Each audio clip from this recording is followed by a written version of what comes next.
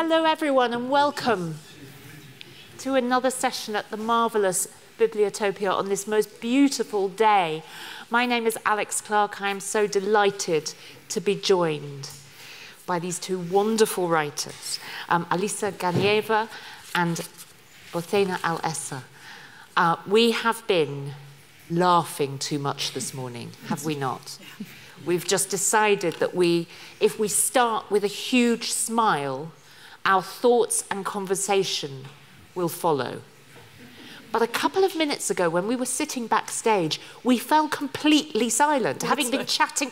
We were talking about dogs, cats, picnics, grandmothers, uncles, aunties, everything, and then we just went silent. Was it because we were gathering our thoughts, do you think? I have no idea. You're not going to be silent for the next hour, are you, either of you? Your books are both absolutely wonderful, but they do not deal with wonderful things. I'm just going to ask you each to take a couple of minutes just to introduce the audience to your most recent novels, the ones that we are talking about today. Alissa, would you start with your novel, Offended Sensibilities, in the English translation, which is an amazingly kind of, almost like a sort of noir comedy, as well as a satire on the nature of corruption and censorship. Just tell us a little bit about it. Thank you, Alex. So, Offended Sensibilities, it's the novel that stays a little bit apart from everything that I've written before that, and even from a novel that I've written after that, because my main topic is my native region, which is a part of Russia, but it's populated by non-Russians. It's a multilingual Muslim population that has become a part of the Russian Empire only in the end of the 19th century. So they are still regarded as mentally different. So when I left my native region and came to Moscow, I was often stopped by policemen on streets because I looked different. So I was registered in this part of Russia, which was regarded as a very dangerous place, as a hot spot, because Dagestan, my native republic, it borders on Chechnya, where there was a war in the 90s and so on. So I mostly wrote about that region, and Offended Sensibilities is really a pseudo-detective. You're right, it's a noir novel, but it's, I tried to make it entertaining and joyful, a little bit satirical. And it takes place in a small provincial town in Russia, which I don't name, but it's very typical. So it's social realism, maybe, but the style, the language that I use in this novel, it's not as aesthetic as ascetic as the one that I used before. It's more embellished. There are more metaphors and tropes and adjectives. So it was an experiment for me. And why was it? Just let me sort of probe you on that a bit. You've written more, in a sense, directly about Dagestan and the experience of growing up there, and then you decided, I suppose, to broaden your palette, excuse me, your canvas, to write about this other part of Russia. Why was that? Why did you want to change your style too? Dagestan felt as a natural ambience for me because I grew up there. But I felt that it was perceived as some exoticized place, some romantic alien place by readers from other parts of Russia, because they still regard this as some other country, and they kept asking me, why do you speak Russian so well? What currency do you have there? So it's strange that people living in Moscow or in Ural sometimes do not know about the borders of their country, and especially if you do not belong to ethnicity of Russians or to Slavic ethnicity, then you are regarded as a foreigner. And you have less rights. And so I wanted to distract from that realm of topics, and continue to talk about Russia, but on a more common ground, which has its tradition in Russian literature, and which feels more familiar for readers outside Caucasus. But it turned out that this distraction of mine was taken a little aback, took my readers a little aback, and critics in Russia, they were a little bit not flabbergasted, but concerned that I'm suddenly writing about familiar things, but with the same criticism, and I keep writing about contemporary problems, about political and social issues, which is not a fashionable and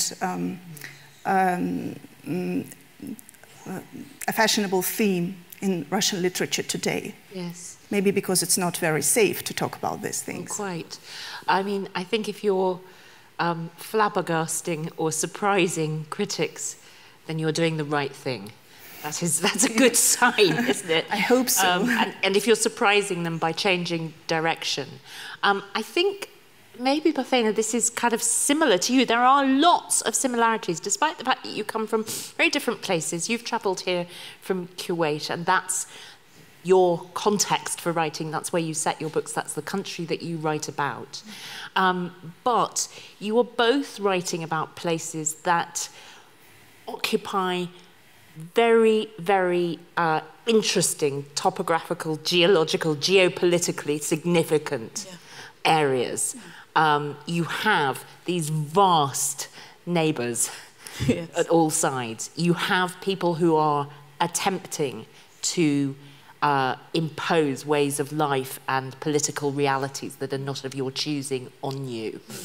And you also have, similarly, this shifting population, this population of many, many foreign nationals in Kuwait.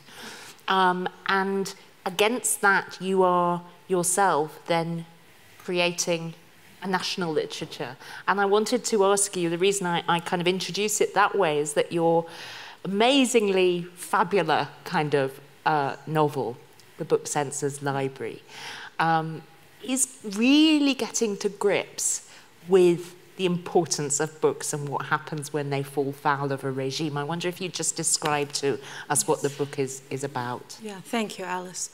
So I normally write realistic fiction about where the political and the social collide, or how families are affected by political events. But for the Book Censor's Library, it was totally different from what I used to write. It happened that in 2016, I started a business. That business was a bookstore, and my bookstore is located one street away from the Ministry of Information, where the administration of censorship is. So they are my neighbors, the book censors and the inspectors. They keep getting me visits. I keep receiving those long lists of books that I should not display, I should remove from the shelf. And I started, I thought it was fascinating. I was fascinated by the fact that they can read all these books, because they do, without and still be immune from the influence of those books. Like, I don't know how they do it. And then I started digging in the system, and I realized that they do just scan the surface of language, and they do it in a way, it's like it's robotic.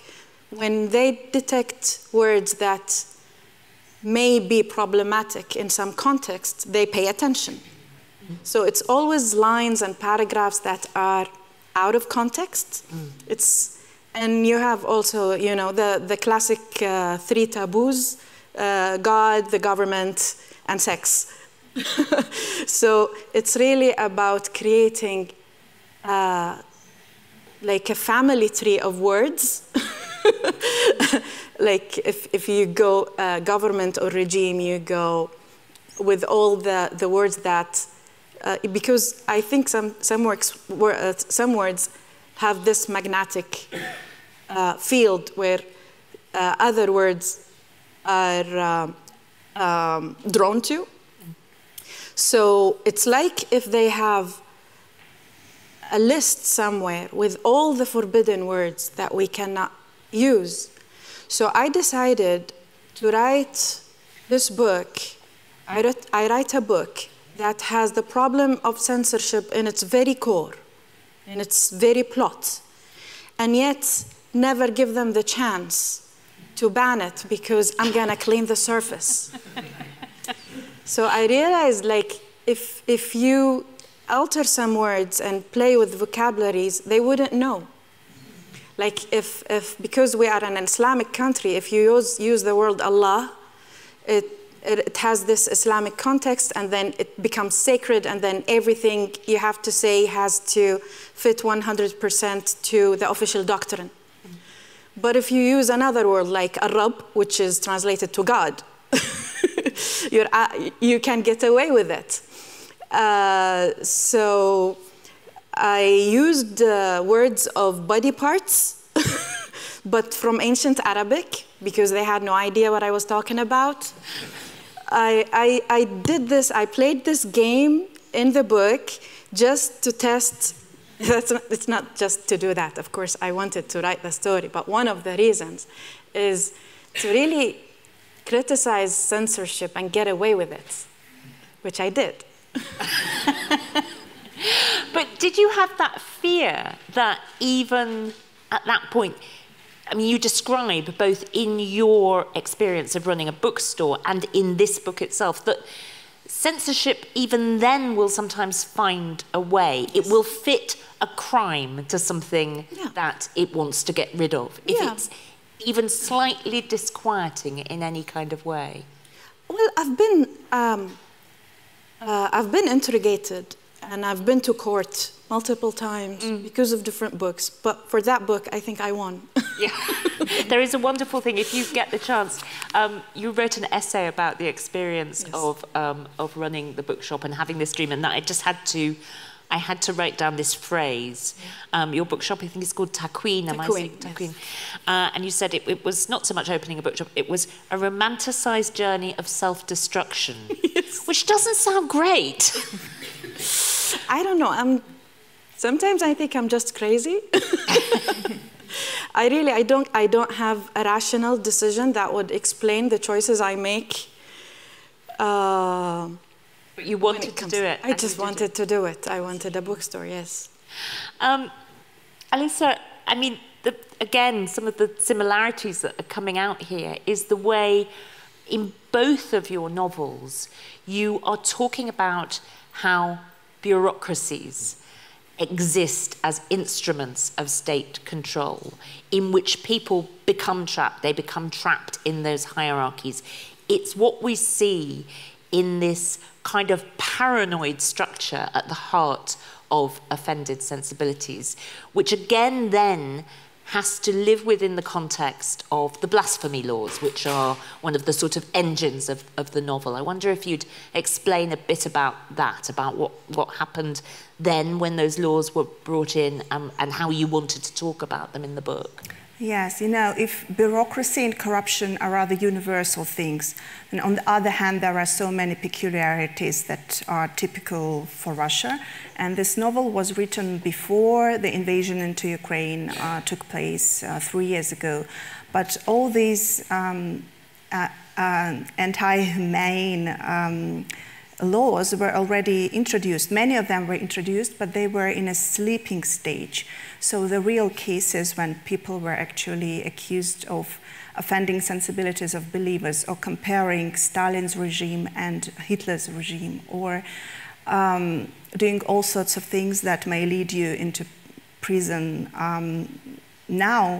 then they existed in this legal state as Damocles saber hanging somewhere above. That's one of the reasons why many of my critics perceived it as a hyperbole. as something that doesn't really take place in reality, and that I'm drawing a very black picture of Russia, and many foreigners also, they were buying this society of spectacle that Putin was building, where all the democratic institutions, they do exist, and there is a court, and there is a parliament, and everything seems as a regular democracy. And of course there are mistakes and downsides, but it happens in any country, as they explained it. And when the book came out in Russia, there was this World Football Cup when many tourists came, and there was this atmosphere of festival and glory and friendship. But as a person living in Russia and also noting all the political criminal cases taking place, participating in different street rallies, I saw that there is some life going on beneath this surface, this very glorious and pleasant surface. But it's very hard to live in Russia and to really acknowledge it. And nowadays, on the one hand, people are really seeing that Russia is an authoritarian state, but on the other hand, there are still many people who are trying to protect and defend, and we see it during last months when suddenly the justice is not working and the world is turning its face towards Russia and its back towards Ukraine, for example, and this is the laws that are working in finally working in fiction too, when bad characters, antagonists, don't always suffer. And many times that they enjoy the outcomes of the plot twist, and everything is okay for them. And protagonists are those who find themselves in prisons or in poverty and so on. And that's our life. There is no strict laws of justice. It all works in theory in our head, in some ideal Platonic world. And I was writing a novel, maybe if you think about a genre, there is a genre in England which is called pen poison novel, when a small society is infected by anonymous letters and snitching on each other and so on. And so maybe it's close to that genre, when everyone in my novel is writing a report on another character, and everyone is blaming each other, and the reader finds out who's the one behind these letters only on the last page. So I tried to make it really a page-turning thing, but on the other hand, to put lots of serious, to jam lots of serious problems in it. I would say of both of your novels, they're both enormously entertaining, and one of the reasons is that they exist in a kind of, you've used the word hyperbole, and Bothayna, you were talking about slightly departing from a realist mode.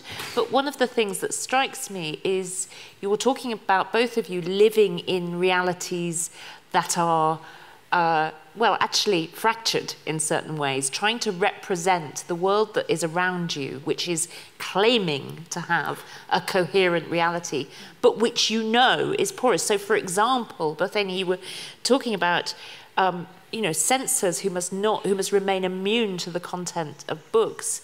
And yet we know that the reason that we read books is in order to not to remain immune to them. Exactly. Why would we read books if we wish to remain immune to them? That is their entire point, is to affect us in some or other way. So in a way, you were dealing with something that you knew was nonsensical and yet still exists in the reality around you. And that seemed to me one of the things that you got to so skillfully in your book. You have this character whose life is falling apart because he has allowed himself to become affected by the books, don't you? Yes, true. And I have a personal story with one of the book censors. She approached me in the book fair of Kuwait, and she asked me, where can I get a copy of the book that she previously banned, which is called Lost in Mecca in English. So she wanted a copy of the book that she inspected and decided to ban. It is banned until today. It's the one book that is banned in Kuwait, even in court. Why was it banned? What were the grounds? I have no idea. You have to ask them. I can so the reasons become opaque. They remain obscure. It was this story about a child that gets abducted in Mecca during Hajj season, which I think they found very offensive. Anyways, when she puts on the hat of the book censor, she reaches a conclusion where this book should be banned. But then when she takes the hat away, she likes the book.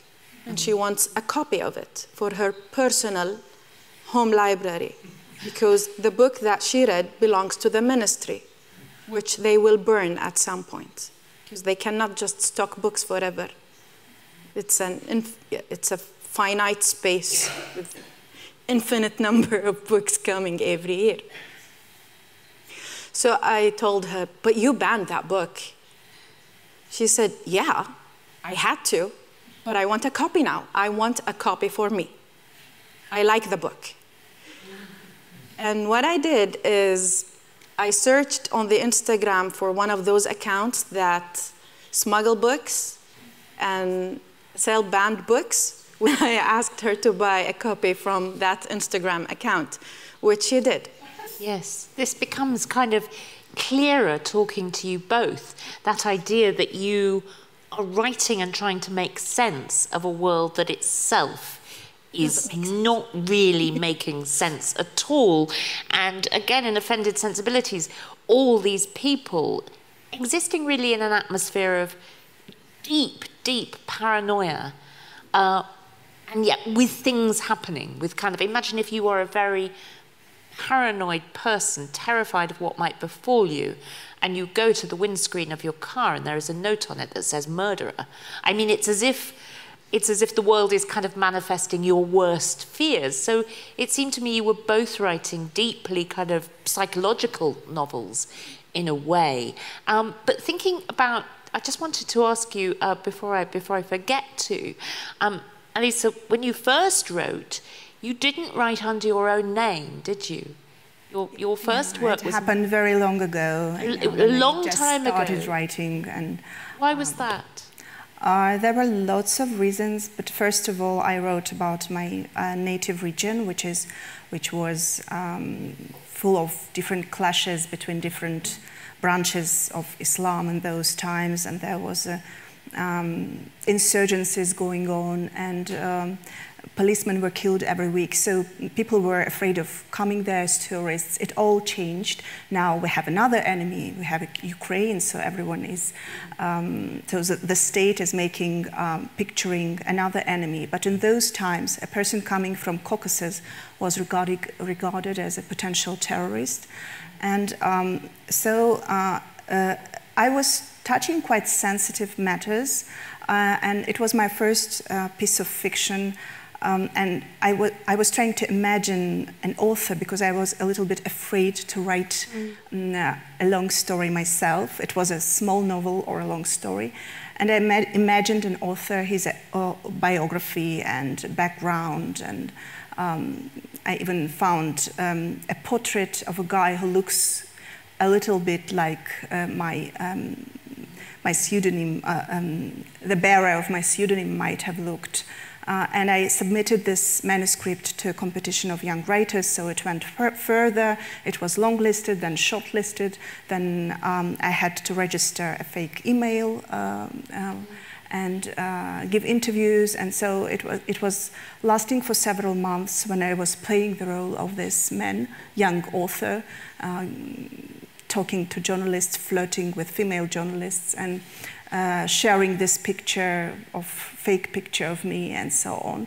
But then I had to go on stage and to receive the prize, and then I decided to reveal my personality. Yeah. What was that moment like, though?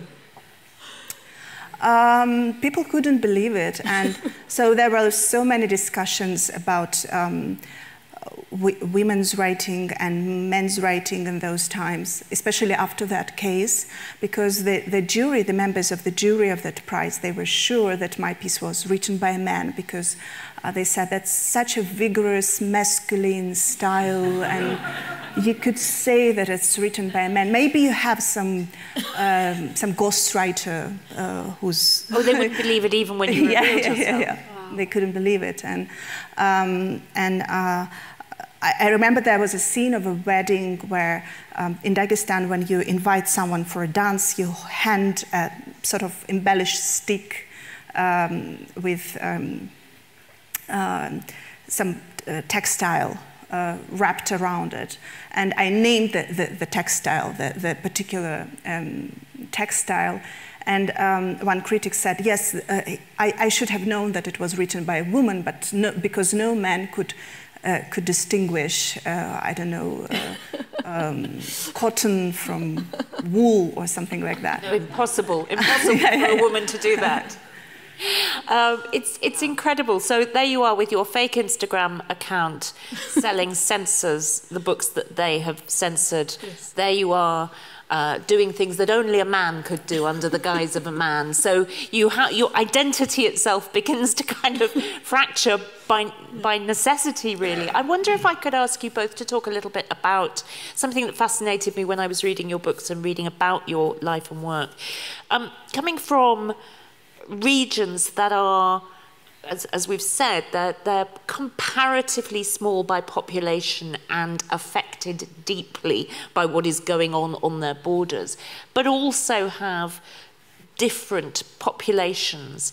I was wondering about the role of a national literature.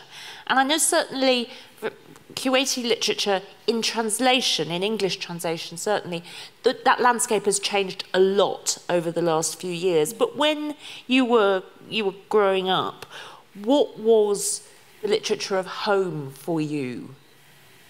Well, Kuwaiti literature was mainly about the sea, because before the discovery of the oil, it was Kuwait was this port that is used for export, import of goods, and our great-grandparents were pearl divers, and then they would travel to India, to Yemen, to Africa to get woods and buy and sell dates and all of that sort. It was cosmopolitan in a way. It was very diverse since those days. An average Kuwaiti would speak English, Urdu, Persian, and Arabic. But after the discovery of the oil, the whole country seemed to give its back to the sea and look inward towards the desert, which is now where the money is coming. And this changed everything. I mean, it changed the way you see yourself. Blending two cultures, which is the coastal culture and the Bedouin culture, because there is also this part of the country where tribes wander in the desert and then come and do the trading, and then blending those two worlds together it's a long process, and it's still. I mean, the two dynamics are still functioning until today. I think as I was only 9 years old when Saddam Hussein invaded Kuwait, but from that time, it's like part of the Kuwaiti software that we are a small country, and we have giant neighbors. We have Saudi Arabia, we have Iraq, we have Iran, and we have to keep a good relationship with everyone. And when it comes to books, this has its own influence on what books we should read, because any book that is critical of any Arabic regime, any country that is considered a friend or a neighbor, will be banned. And sometimes it's beyond banning a book. They can take you to court, they can jail you, they can force you to pay a fine or something of that sort. But ironically, many of the books that are banned in Kuwait because they thought they were offensive somewhere else are allowed in that somewhere else. Yes. Like Yes. I do see them in bookstores and libraries, like in Saudi Arabia, but in Kuwait we're not allowed to read them. And some of the books that you discovered when you were setting up the bookshop, and that gets reflected again in this novel, things like Zorba the Greek, for example, yes. or the works of Gabriel Garcia Marquez. Yes. That, Dostoevsky. you know, outside of censorship, they may have political content, but they seem entirely inoffensive, you know, to the world outside of that regime, don't they? Yes. I mean, I think they exaggerate. And because I think what happened is that they work out of fear. It is a conservative society where the parliament members unfortunately played a negative role in when it comes to personal freedoms and the freedom of free speech. Because if they see this novel in some random bookstores where you have a love scene, they would simply go and tweet about it and mention the Ministry of Information and how did you allow this book in our country? You are corrupting our children, our women, all those narratives that are really just, they are theatrical, but the government goes along with them and decides to ban the books. So as in the past 10 years, banning books was really excessive because like Gabriel Garcia Marquez was okay, it was allowed in the 90s and early 2000s, but then all of a sudden it's banned in 2016. So they really function out of fear. And what I understood is that they punish the book censor that fails to ban a book that should be banned, even if there is one problematic word in like 1,000 of pages. It doesn't make any sense. But if it becomes a scandal on Twitter or X, that book inspector or that book censor will have a cut out of his or her salary, which is 200 Kuwaiti dinars, which is about $600, which is significant. So they prefer to ban everything because they need to feed their children. Yes. have the margin of error there, just to be safe. Yes. Alissa, I've started there talking about that idea of a national literature. In Dagestan, which you were schooled in, you were born in Moscow, then you were living in Dagestan as a child and growing up and being educated before you went to Moscow. What was your sense of the literature around you? What were you reading?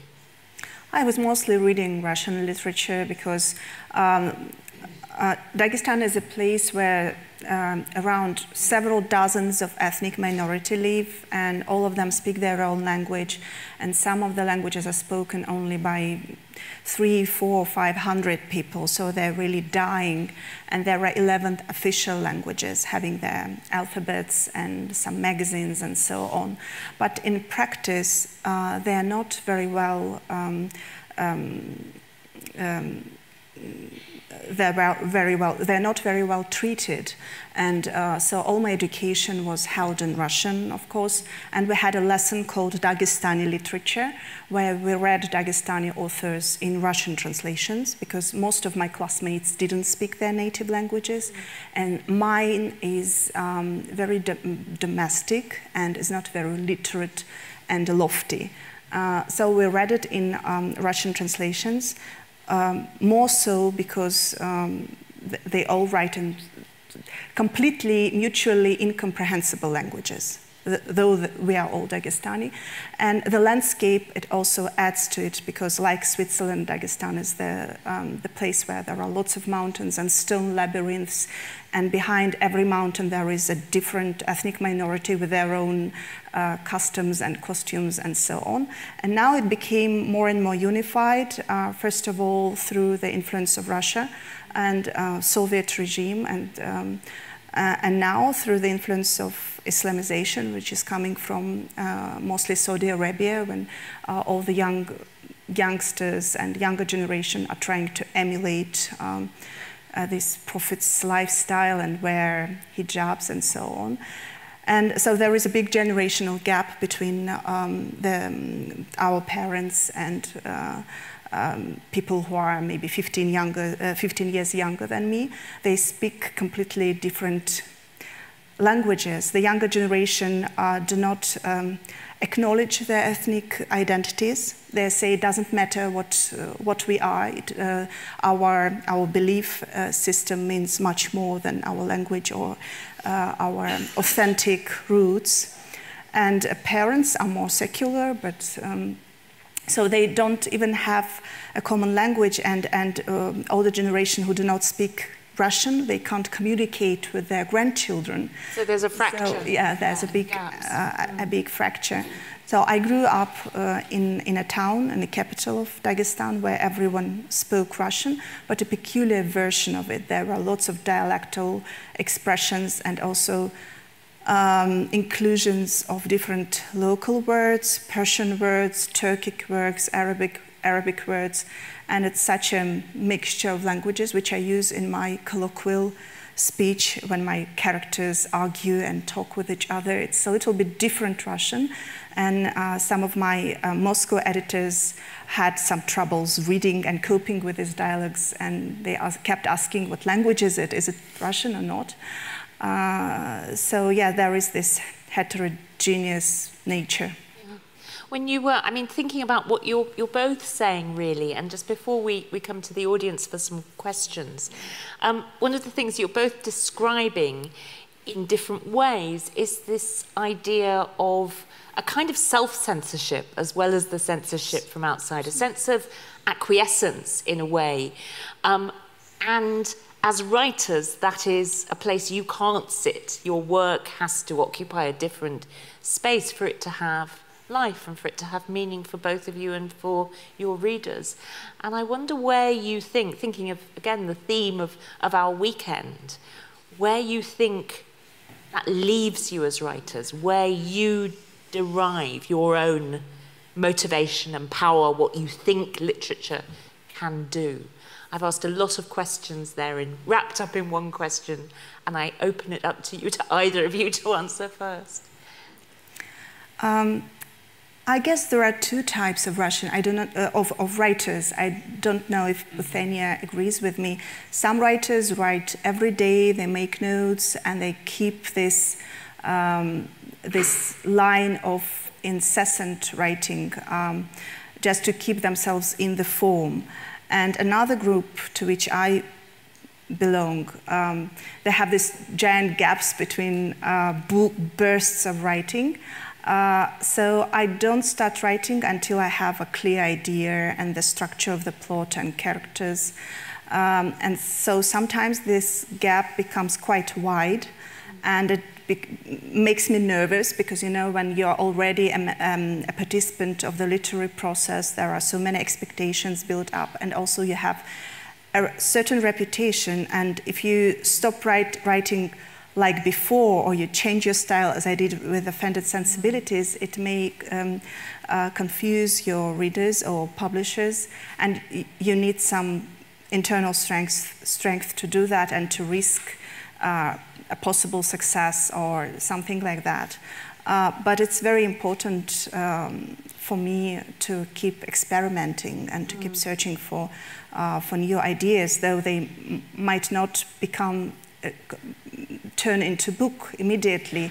And Bothayna talked about censorship a lot, and now in Russia it's the same, because there wasn't very severe censorship in the realm of fiction several years ago. But now, at the backdrop of the war in Ukraine and also conservatism and repressions inside the country, it's very hard to publish things that are related to, for example, other possible historical paths of national regions in Russia. If you tell about possible federalization or more rights to ethnic minorities, it would be regarded as a call for separatism, and it's a criminal law. Or if you talk about homosexual love, it's all banned. And of course, if you talk about the war, even the word war would be redacted nowadays and crossed over in the book. So now many of my peers have to publish their books abroad. And so it's always the search, I think, for the writer. How does that make you feel as a writer? I mean, does it make you feel more determined? Does it make you feel that there is a sort of edifice that is so enormous, it's hard to kind of chip away at? And does it make you feel like it's more imperative to reach readers, to kind of create that connection with readers? It's the last one, I think, especially nowadays for me, when I feel losing touch with my readers in Russia, and also when I somehow suspect Russians in supporting Putin, for example, or the war, and I feel this internal disgust. But you have to rely on your readers and you have to love your audience, and I feel that I can't do it. Nowadays, I don't really know who thinks what, and it is enhanced by the fact that everybody has to keep silent and not to speak out, and you don't know what people really think, and if they are just conformists and or they are just reticent and thinking about their families. And in this atmosphere of uncertainty, you have to somehow rebuild this confidence in the fact that you're still wanted as a writer, even if it seems that you are forgotten and blamed and crossed out as an enemy. Yes. Bothayna, do you recognize that? I mean, you're very different circumstances and contexts, but does that chime with you, that portrait? Yeah, I was thinking that sometimes I lose hope and I have doubts about the meaning of what I do and also the importance of it and why I have to keep doing it, because it's suicidal in a way. But the system keeps reminding you that you are a threat, which is like kind of ego boosting. They do make you feel significant, even if you don't think you are, because they are freaking out because of a book or an article or a novel. But I think we should look at censorship differently now. It's not this just bureaucratic machine that bans books, because we know that many of the content that is meant to expose the genocide in Gaza now is being censored from the social media, and that's coming from a different channel, like that's the power of capitalism in a way, because they own those channels, and you cannot really exist out of those channels, and you have to play the game of algorithms to be heard all the time. And in the region, I'm not talking specifically about Kuwait, all the events that are banned because they are, or no protesting, of course, and you cannot wear a kufiya in some places, you cannot tweet about it.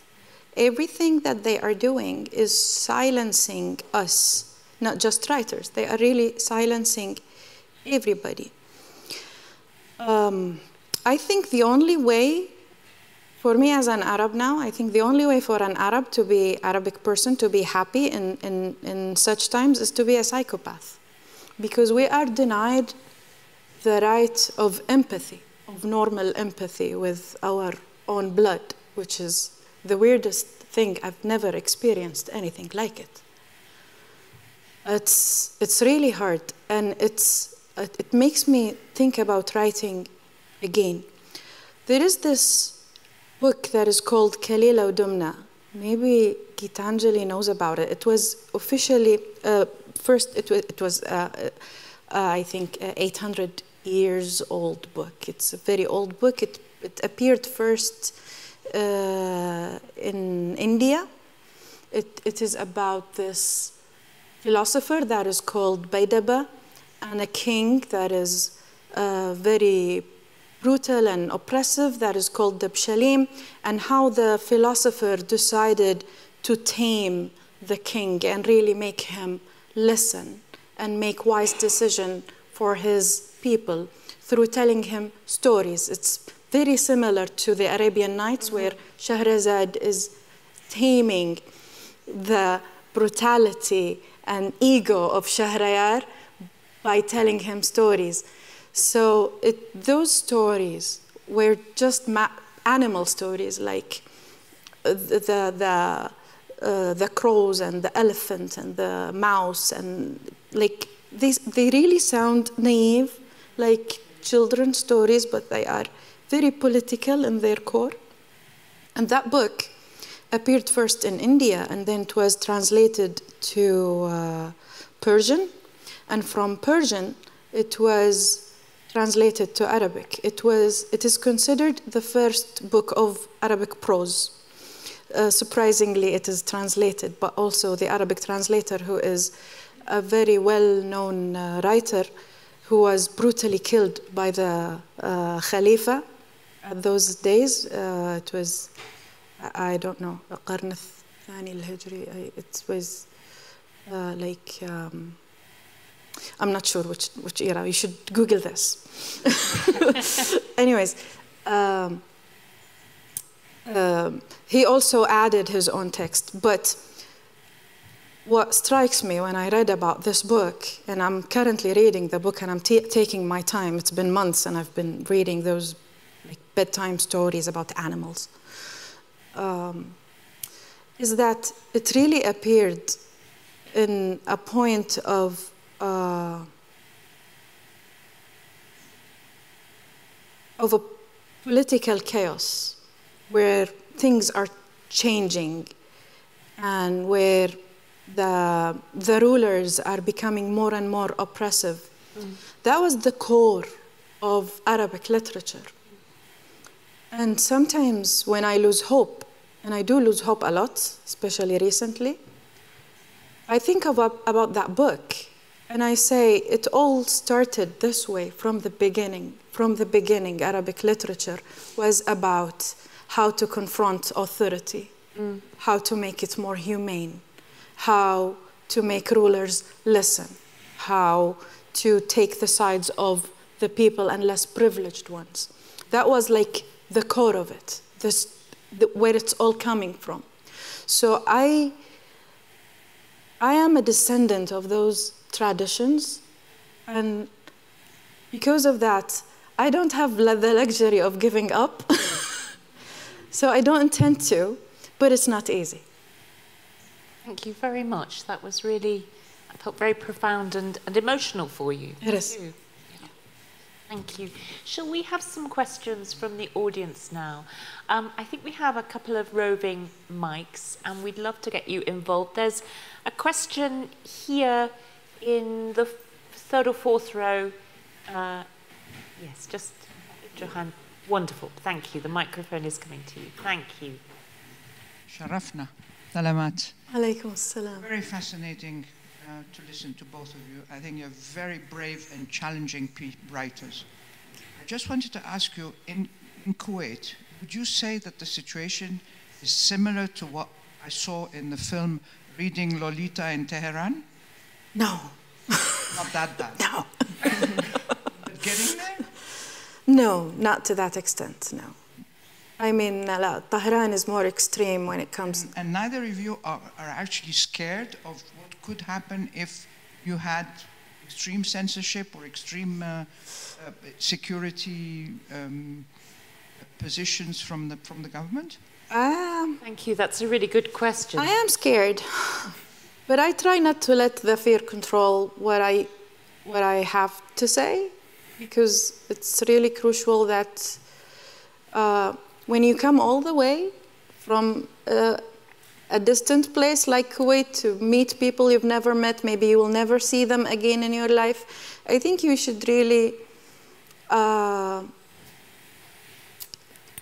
think about the responsibility and the weight and the significance of this. And I think we are all here to channel our voices. I do intend to listen to different people channeling different voices and getting different perspectives. And I think in rooms like this, even if we are a small number of people, it can be a tribe of change. Something good might come out of this. So I try to be as honest as possible without going to jail. That was the one thing we agreed backstage, wasn't it? That we would talk as freely as possible, but I didn't want anyone to go to jail. Alissa, but seriously, do you have those fears too? Do you get scared? Of course, and the worst part is not the censorship, I think, but self-censorship. Because when you have too much fear, the terror is such an effective instrument. You start curtailing your own words and thinking a lot before writing anything or saying anything. And sometimes it leads to non-honesty and hypocrisy. And that's the term that that I notice in some people who belong to the art, so to say, in some artists.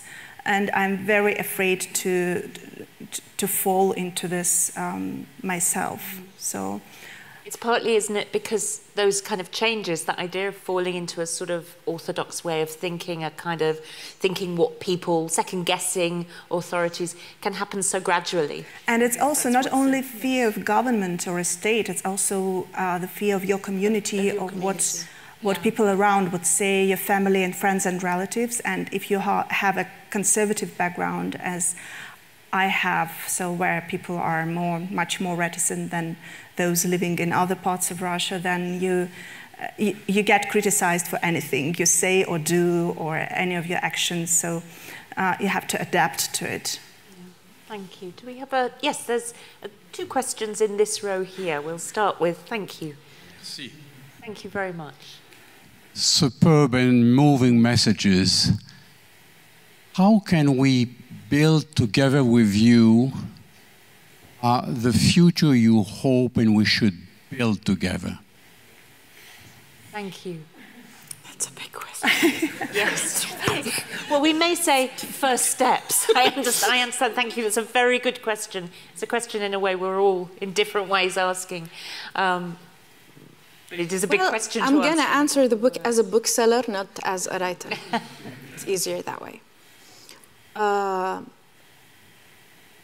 The opponent of the obvious opponent or enemy of any bookshop is, of course, censorship. But the bigger enemy, the more dangerous one, and it's like invisible, and is the market, is capitalism. To be honest, it's people's attention is stolen from them because they are staring at those devices and always occupied, and they don't have enough time to sit and listen and reflect and read one paragraph each time. Like, this requires a level of commitment, and if you don't build the stamina for it with the lifestyle that we are living, I don't think books are safe. I always think about my bookstore as the place where, when a person decides to leave the matrix, would go to for a resource, for support, for a healthier community. So I have to be there, I have to function, because I'm hoping more people will leave the matrix and wake up and decide to join the rest of us, the ones who are not big fans of the system. So I have to keep it functioning for those people, but also capitalism makes it hard every day. And it's funny, because sometimes we think about capitalism as if it's just commerce, and it's not. Mm-hmm. It's not that. It's this system that that you are targeted as a product. You're not just buying products, you are a product. That is conditioning you to be just a consumer of something. And that is I think that's the first step. That's partly a very, very, very practical step, actually kind of doing stuff in that.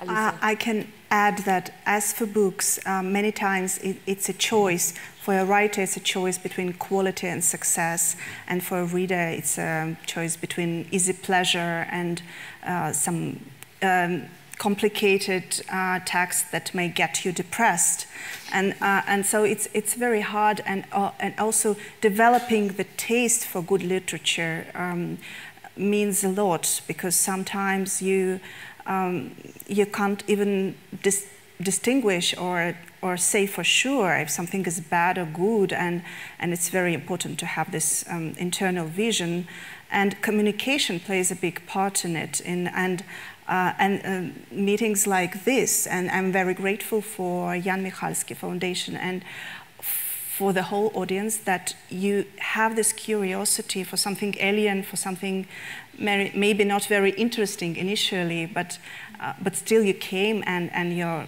keep listening, maybe even if it's not the sphere of your interest, or maybe you do not know much about the place I'm from, or the place, the country Bothayna is from. So this curiosity is very important for building our future and understanding each other, and coming to conclusions and sometimes to compromises. Thank you. We'll just take one last question from this gentleman in the middle there. Thank you.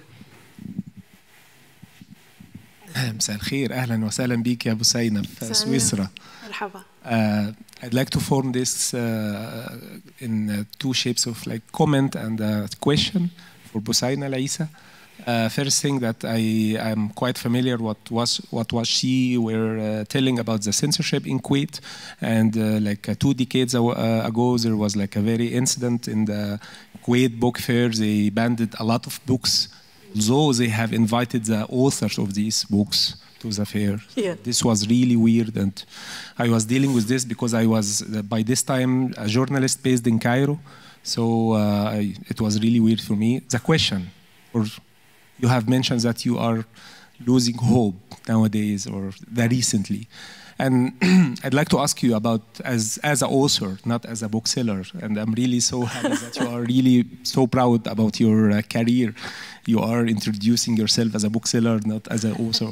Or you are talking a lot about yourself as a bookseller, but as an author, really, how can we, or you, both of you, do in this hard time of genocide or all this opening war zones in the world, how can we initiate hope again? This is my question. Stay loud.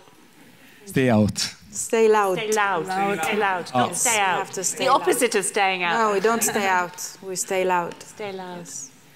That's the only recipe. Alissa. I agree. So we're going to stay loud. Yes. And important, I think, too, for readers. And to be naughty. loud. Stay naughty. Do not let them tame you. We'll leave the stage untamed. How wonderful you've both been. Thank you so Alex. much. You're going to go and sign books upstairs. Just a quick note to everybody. If you're back here at 2:30, it's a change from the printed programme, but there is a really important documentary, Drawing to Resist, directed by Sama Pana, about the cartoonist Rashida Taneja, and I think you would really enjoy that. A really, really important documentary. So do come and see that. But before that, go and speak to, buy the books of, have them signed, our wonderful, wonderful authors, Bothayna Al-Essa and Alissa Ganieva. Thank you so much for you.